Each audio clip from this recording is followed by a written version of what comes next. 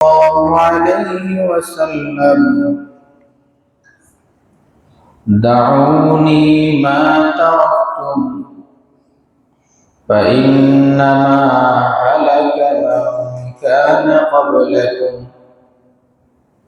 بكثرة سؤالهم واختلافهم على أنبيائهم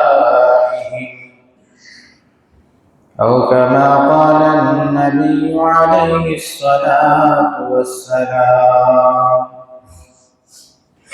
اللهم صل على محمد وعلى آل محمد كما صليت على إبراهيم وعلى آل إبراهيم إنك حميد مجيد اللهم بارك على محمد وعلى آل محمد كما باركت على إبراهيم وعلى آل إبراهيم إنك حميد مجيد سبحانك لا علم لنا إلا ما علمتنا إنك أنت العليم الحكيم الحمد لله মহান পরওয়ারদিগার রব্বুল আলামিন আল্লাহকে শুকর ও সুজুদ যে রব্বি করিম আমাদেরকে সফর মাসের প্রথম জুমায় পবিত্র দিন জুমার দিন জুমার নামাজ আদায় করার জন্য তেনার ঘর মসজিদে আসার এবং বসার তৌফিক দান করেছেন ওই মনিবের দরবারে কালিমাতুশ শুকর আদায় করি আলহামদুলিল্লাহ। আল্লাহ তাআলা কোরআন মাজিদের মধ্যে অনেকগুলো ঘটনা নিয়ে আসছে। এই ঘটনাগুলো নিয়ে আসার মাকসাদ আর উদ্দেশ্য হলো এই উদাহরণগুলো, এই মেসাল, এই দৃষ্টান্তগুলো থেকে আমরা যেন শিক্ষা গ্রহণ করতে পারি। এই জন্য আল্লাহ তাআলা কোরআনের বিভিন্ন জায়গায় কিছু শব্দ আল্লাহ তাআলা বলেছেন ওয়াতারাকনা আলাইহি ফিল আখিরিন, যে আমি পরবর্তীদের জন্য এগুলো ছেড়ে দিয়েছি। পরবর্তীদের জন্য ছেড়ে দেওয়ার উদ্দেশ্য হলো পরবর্তীরা যেন এই বিষয়গুলো থেকে যেন শিক্ষা গ্রহণ করতে পারে। এই উদ্দেশ্য হলো এই ঘটনাগুলো। ঠিক তেমনি একটা ঘটনা, হয়তোবা এই ঘটনাটা আমাদের অনেকেরই জানা আছে, আমরা অনেকেই ঘটনাটা হয়তো শুনছি আমরা।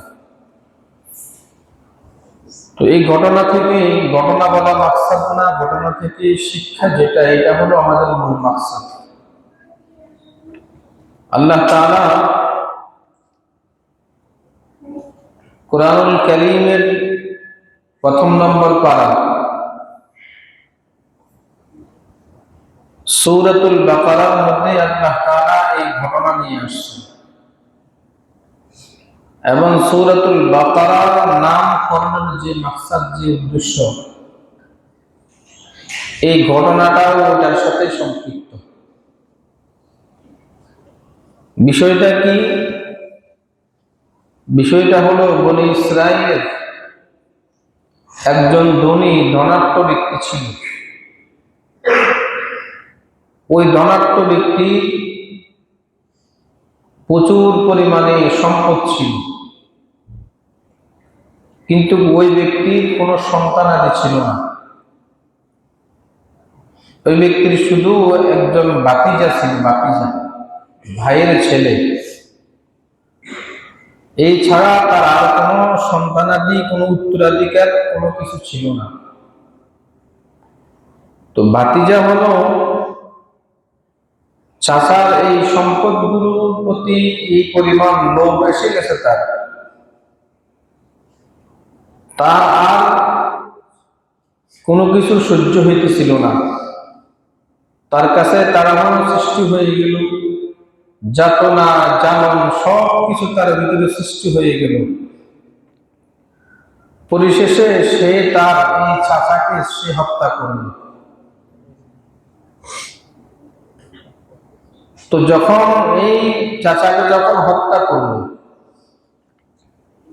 হত্যার পরেই আবার নিজেই বাদী হয়ে নিজেই আবার সমাজের সবার কাছে আবার এই চাচার হত্যার বিচার চাইতে লাগলো।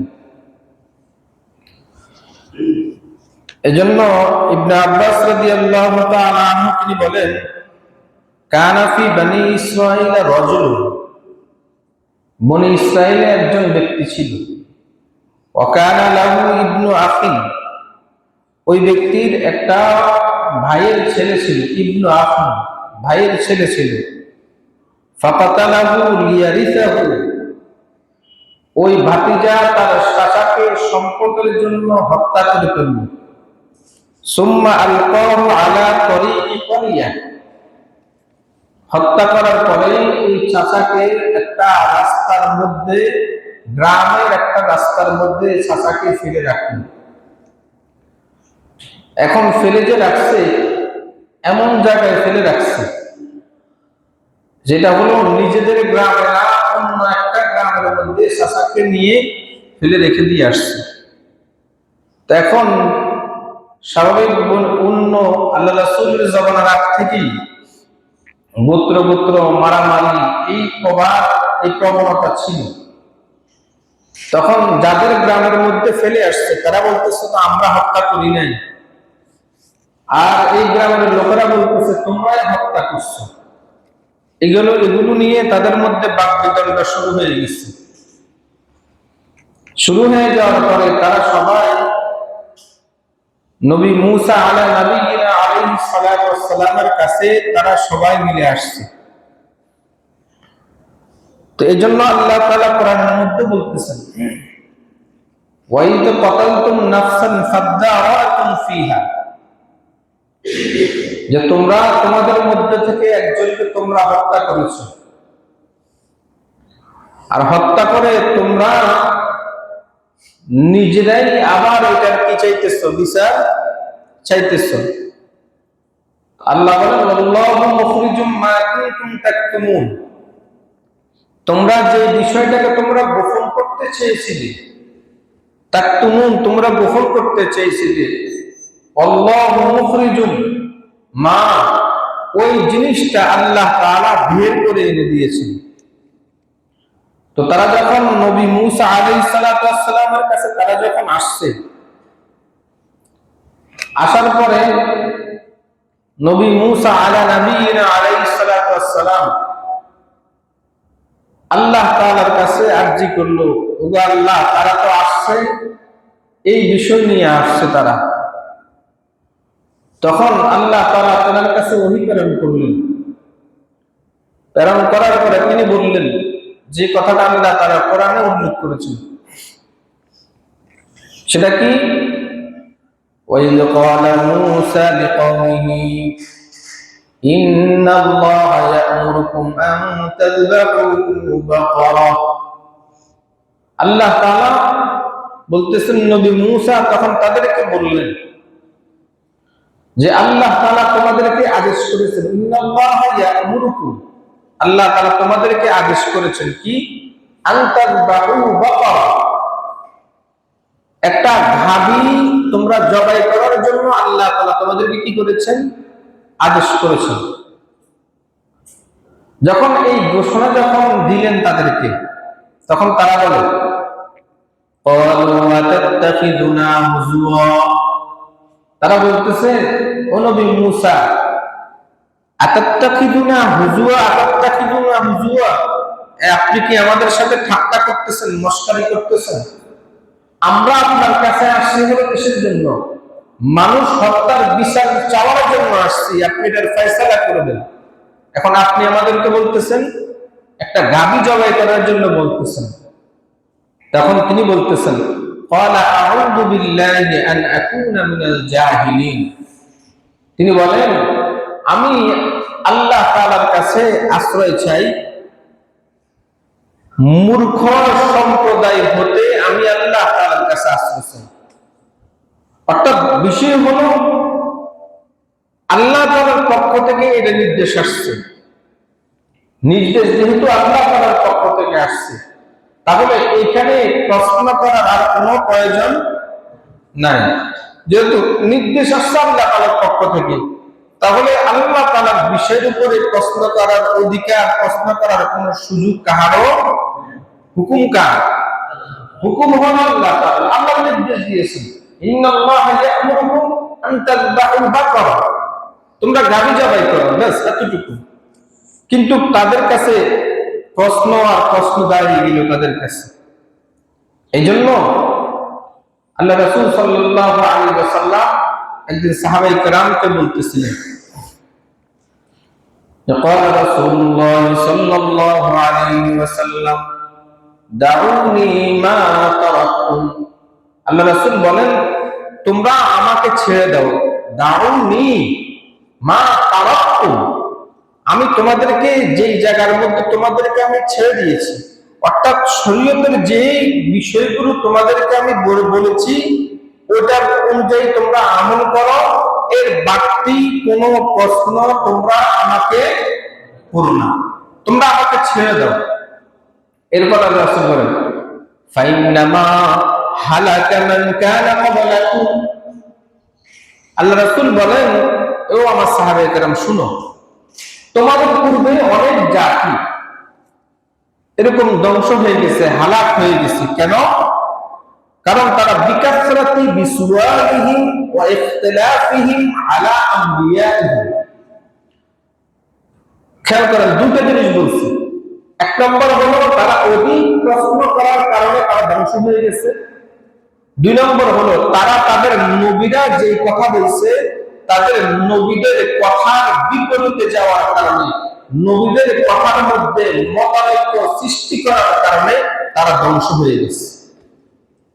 তারা কি হয়ে গেছে? ধ্বংস হয়ে গেছে। তো আল্লাহ রাসূল ও সাহাবায়ে কেরামকে এই কথাই বলতেছে, তোমরা আমাকে কি করে দাও, আমি তোমাদেরকে যেখানে রেখে দিয়েছি, যেখানে ছেড়ে দিয়েছি, তোমরা আমাকেও কি করে দাও, ছেড়ে দাও। বাড়তি কোনো প্রশ্ন করার কোনো দরকার নাই। দেখেন, এই জন্য দেখেন এই আয়াত যেটা বলছি আল্লাহ তাআলা নির্দেশ দিয়েছেন, তারা বলছে কি আপনি কি আমাদের সাথে ঠাট্টা করতেছেন, অর্থাৎ তারা নিজেরাই আল্লাহ তাআলার বিধানের উপরে ঠাট্টা করতেছে। এই জন্য শরীয়তের বিষয় হলো কি, শরীয়তের কোনো বিষয় নিয়ে যদি কেউ যদি ঠাট্টা করে তাহলে ওই ব্যক্তি কি করলো, কুফরি করলো। কি করলো? কুফরি করলো। এই জন্য শরীয়তের কোনো বিষয় নিয়ে ঠাট্টা করা যাবে না, এক নম্বর। দুই নম্বর হলো ঈমানদার যখন কোনো মুসিবতে যখন পড়বে তখন ঈমানদার মাথা গরম না করে ধৈর্যের সাথে মাথা ঠান্ডা রেখে বিষয়টাকে সমাধান করবে। এখন দেখেন মুসা আলাইহিস সালাম এমনিতে হলো কি মানুষ, গরম মানুষ। দুই নম্বর কথা হলো তারা তাকে আল্লাহ তাআলার নির্দেশের উপরে তারা আবার কি করছে, প্রশ্ন করছে, আবার বিপরীতে প্রশ্ন করছে।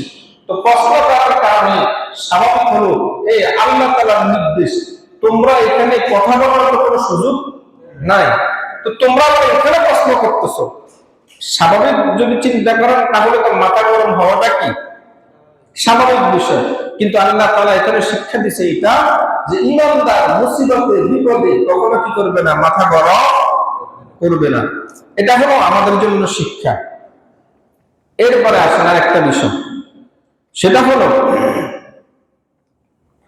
যখন এই কথাগুলো যখন বলা হলো পরবর্তী আয়াতে তারা বলতেছে قالوا ادع لنا ربك يبين لنا ما هي, তারা বলতেছেন ও নবী মুসা আপনি আপনার রবের কাছে আপনি আমাদের ব্যাপারে ফরিয়াদ করেন, জিজ্ঞেস করেন যে এই যে গাভীর কথা বলছে এই গাভীটা কেমন, এটা আপনি একটু জিজ্ঞেস করেন।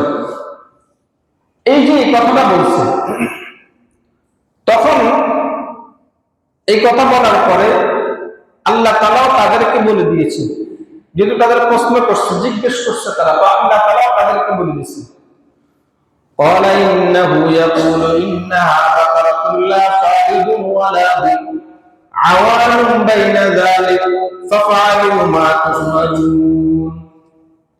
তখন নবী মুসা বলল, আল্লাহ তাআলা তোমাদেরকে বলছে তোমরা এমন একটা গাভী তোমরা কি করবা, জবাই করবা, যেটা বৃদ্ধও না আবার যেটা কুমারীও না, দুটা বলছে। এরপরে বলছেন আওয়াম বাইনা যালিক, এই দোনোটার মাঝামাঝি।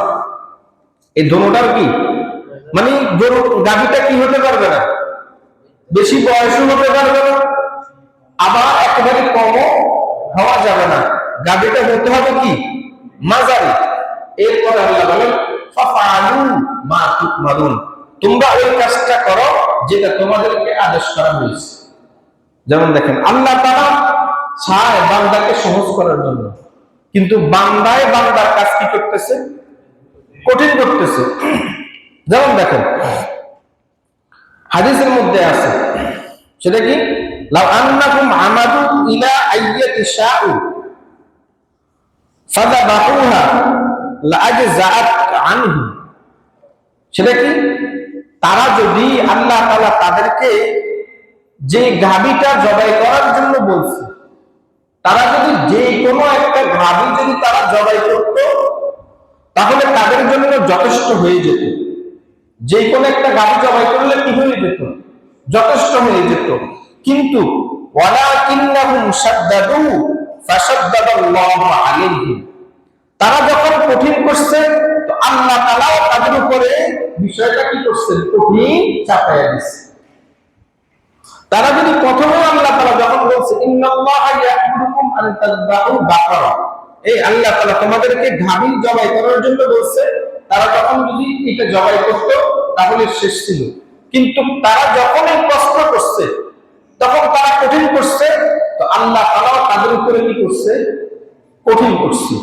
এরপরে দেখেন এটা দেখেন এতটুকু, তাদের প্রশ্ন শেষ নেই, তারা আবার প্রশ্ন করতেছে কি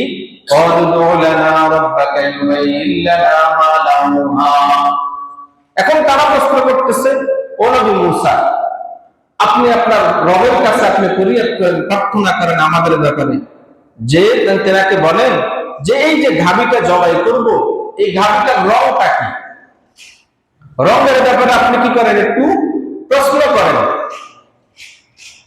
এই যে এই এখন আল্লাহ তাআলা বান্দাকে চাইতেছে সহজের ভিতরে, আল্লাহ তাআলা চাইতেছে, কিন্তু বান্দার জন্য আল্লাহ বান্দা কি করে দিতেছে, কঠিন করে দিতেছে। তখন আল্লাহ তাআলা বান্দাকে বলতেছে ক্বালা ইন্নাহু ইয়াকুলু ইন্নাহা বাকারাতুন সাফরা ফাকিউল লাউনুহা তাসুরুন নাযিরিন। এখন মুসা আলাইহিস সালাতু ওয়াস সালাম বলতেছেন যে আল্লাহ তাআলা তোমাদেরকে এমন একটা গাভী গরু জবাই করার জন্য বলতেছে, যেটা হবে হলুদ বর্ণের, কি বর্ণের, হলুদ বর্ণের, আর এবং ফাকিউল লাউনুহা, এবং সেটা যেন উজ্জ্বল হয়, উজ্জ্বল, তাসুরুন নাযিরিন, মানুষ যখন দেখবে দেখতে যেন মানুষের কাছে দৃষ্টিনন্দন মনে হয়, এমন একটা গাভী তোমরা কি করো, জবাই করো। তাহলে আসছেনি প্রশ্ন যখন হয়েছে, প্রশ্নের পরে ওয়ালাকিন্নাহুম শাদ্দাদু, তারা নিজেরা তাদের জন্য যখন কঠিন করছে, তো আল্লাহ তাআলাও কি করছে, তাদের জন্য কঠিন করে দিয়েছে। কিন্তু যখন প্রথম বিষয়টা যখন তারা যদি করত, তাহলে তো এতগুলো সমস্যার মধ্যে তারা সম্মুখীন হতো না, কিন্তু তারা নিজেরাই নিজেদের সমস্যাগুলো কি করছে।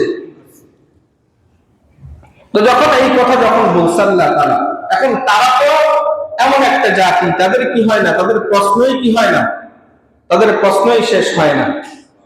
এরপরে তারা বলতেছেন ক্বালু লানা রাব্বাকা ইউবাইয়িন লানা মা হি ইন্নাল বাকারাতা শাবাহা আলাইনা ওয়া ইন্না ইনশাআল্লাহু লামুহতাদুন।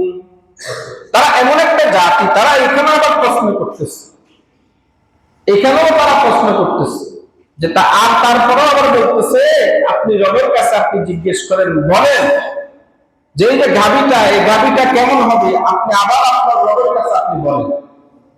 কেন?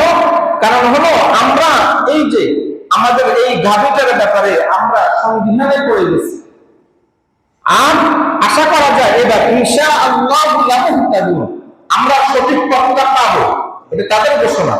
ইনশাআল্লাহ লামুহতাদুন, আশা করা যায় আমরা এবার কি পাবো, সঠিক পথটা পাবো আমরা। এরপরে আল্লাহ তাআলা বলতেছেন, আল্লাহ তাআলা এরপরে যে দিক নির্দেশনা দিতেছেন সেটা হলো এই গাভীটা কেমন হবে।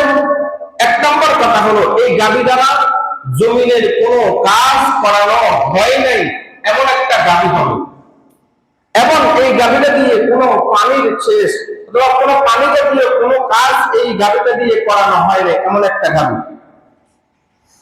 তুসিরুল আরদ ওয়ালা তাসকিল আরসা, এমন হবে।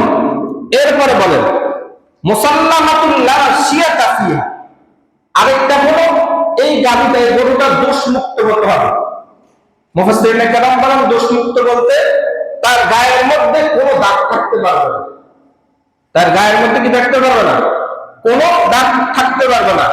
এই যে এতগুলো আল্লাহ তাআলা বিষয় তাদের সামনে দিয়ে দিছে, এটা কি আল্লাহ তাআলা এমনি দিছে না তাদের প্রশ্নের কারণে, তাদের নিজেদের কারণে আল্লাহ তাআলা দিয়ে দিছে? বলেন না, নিজেদের কারণে দিয়ে দিয়েছেন। যেমনি ভাবে দেখেন আমরাও এরকম ভাবে ইসলামের অনেক বিষয়ের ক্ষেত্রে আমরা প্রশ্ন দাঁড় করাই যে এটা যদি এমনি না হতো, যদি এমনি হতো, আরে এটা বুঝি এমনি এমনি বুঝি, এরকম আমরা অনেক প্রশ্ন করি। কিন্তু আপনাকে একটা জিনিস বুঝতে হবে, শরীয়তের বিষয়ের উপরে আপনি আপনার প্রশ্ন করার কোনো অধিকার, কোনো সুযোগ বলেন না আছে? আমি সবসময় একটা কথা আপনাদেরকে বলি, একটা হলো আমি মানতে পারি না, এটা হলো এক বিষয়। আমার দুর্বলতা, আমার কমতির কারণে আমি মানতে পারি না, সেটা হলো এক বিষয়। আর আরেকটা হলো যে আমি শরীয়তের এই বিষয়গুলো মানতেও পারি না, মানিও না, করিও না, আবার ওইখানে আমি কি দাঁড় করাই, যুক্তি দাঁড় করাই, প্রশ্ন দাঁড় করাই। তাহলে ওইখানে গিয়ে সমস্যা। আপনি যখনই প্রশ্ন দাঁড় করাবেন তখনই আপনার ঈমানের উপরে আঘাত আসার সম্ভাবনা আছে না নাই? আছে। আপনার তখনই ঈমানের উপরে প্রশ্ন জেগে যাবে। আপনি যখনই প্রশ্ন করবেন তখনই ঈমানের উপরে প্রশ্ন জেগে যাবে। আপনি হবে এমন, আপনাকে আল্লাহ তাআলা আদেশ করছেন, যেমন বনি ইসরাঈলকে আল্লাহ তাআলা বলেছেন ফাফআলু মা তু'মারুন, তোমাদেরকে যা বলা হয়েছে, যা আদেশ করা হয়েছে তোমরা তা করো।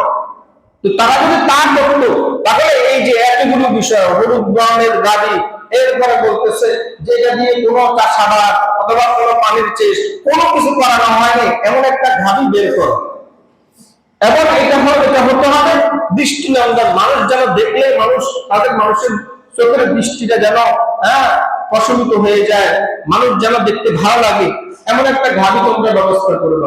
আবার দোষমুক্ত, মুসাল্লামাতুল লা শিয়াতা ফিহা, দোষমুক্ত হতে হবে, কোনো দাগ টাগ কোনো কিছু থাকা যাবে না। এই যে সমস্ত কিছু যে বলতেছে, এগুলা কি আল্লাহ তাআলা বান্দার জন্য কঠিন করার জন্য করছে, না বান্দা নিজের উপরে কোনো চাপায় নিছে? বলেন না, নিজের উপরে কি করছে? চাপায় নিছে। কারণ আল্লাহ তাআলা তো ঘোষণা এটাই, লা ইউকাল্লিফুল্লাহু নাফসান ইল্লা উসআহা, আল্লাহ তাআলা বান্দার উপরে যেটা বান্দার জন্য সম্ভব নয় এমন কিছু আল্লাহ তাআলা বান্দার উপরে কি করেন না, চাপায়া দেন না। আল্লাহ তাআলা ওই জিনিসটাই করেন যে জিনিস বান্দার জন্য কি সহজ। এইজন্য ইয়াসিরু ওয়া লা তুআসিরু, তোমরা সহজ করো, কি করি না, কঠিন করিও না। এগুলো তো আল্লাহ তাআলা আমাদেরকে আমাদের সামনে সব কিছু দিয়ে দিয়েছেন আমাদের সামনে, তারপরেও আমাদের শরীয়তের বিষয়গুলি নিয়ে আমাদের কত কথা, কত মন্তব্য, আমাদের মানতে তো পারি না, না মানতে পারলেও চুপ থাকা, এটা আমার অক্ষমতা, মানতে পারি না, কিন্তু তারপরেও আমরা এগুলো নিয়ে আমাদের মাতামাতির কি নাই শেষ নেই। আল্লাহ আমাদেরকে হেফাজত করেন। এরপরে দেখেন পরবর্তীতে যে আয়াতটা আমরা কি করছি, শুরুতে তেলাওয়াত করছি, আল্লাহ তাআলা বলতেছেন ওয়াইদ কাতালতুম নাফসান ফাদাওয়াতুম ফিহা ওয়াল্লাহু মুখরিজুম মা কুনতুম তাকতুমুন, তোমরা নিজেরা হত্যা করছো, এই বিষয়টা 1 নম্বর বিষয়। এরপর আল্লাহ বলতেছেন তাকতুমুন, তোমরা এই বিষয়টাকে কি করতে চেয়েছিলে, গোপন করতে চেয়েছিলে, কিন্তু আল্লাহু মুখরিজুম মা, ওই বিষয়গুলো আল্লাহ তাআলা কি করে দিয়েছেন, বের করে দিয়েছেন আল্লাহ তাআলা। তাহলে আল্লাহ তাআলা এই পর্যন্ত এই যে গাভীর সমস্ত কিছু এই পর্যন্ত আসার পরে তারা বলতেছেন ক্বালুল আনা জিতা বিল হক, তারা বলতেছেন এখন আপনি যা নিয়ে আসছেন, ক্বালুল আন, তারা বলতেছেন এখন যা নিয়ে আসছেন, জিতা বিল হক, এটা হলো সত্য, এটা ঠিক আছে, এটা কি আছে, এটা ঠিক আছে। এরপরে যখন সমস্ত কিছু ঠিক আছে তখন তারা এই গাভীটাকে কি করছে, জবাই করছে, কি করছে। এখন এই যে গাভীটা, এই গাভীটা তারা যার কাছ থেকে নিয়ে আসছে সেটা হলো একটা এতিমের কাছ থেকে এই গাভীটা তারা নিচ্ছে। তার কাছ থেকে, একটা এতিমের কাছ থেকে তারা নিচ্ছে। এজন্য হাদিসের মধ্যে আছে কানাত বাকারাতুল ইয়াতীম, এই গাভীটা হলো একটা এতিমের, কার, একজন এতিমের। ফাদাউহা বিমিলি মাসকিহা যাহাবান, তারা এই যে গাভীটা তারা কিনছে, তারা কি পরিমাণ দামে তারা কিনছে, গরু জবাই করার পরে যে চামড়াটা থাকে, এই চামড়ার মধ্যে যতগুলো স্বর্ণ ধরে, যতটুকু স্বর্ণ কি করে ধরে, ওই মূল্য দিয়া এই গাভীটা তারা কি করছে, কিনছে।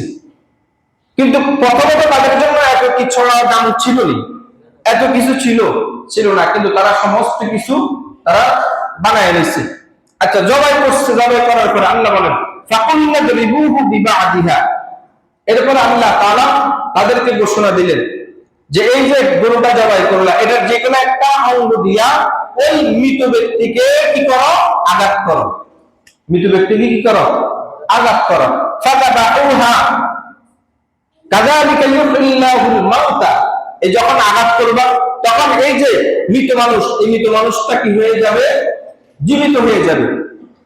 আর জীবিত হওয়ার পরে সে তার মৃতর বর্ণনা সে নিজে কি করবে, বর্ণনা করবে।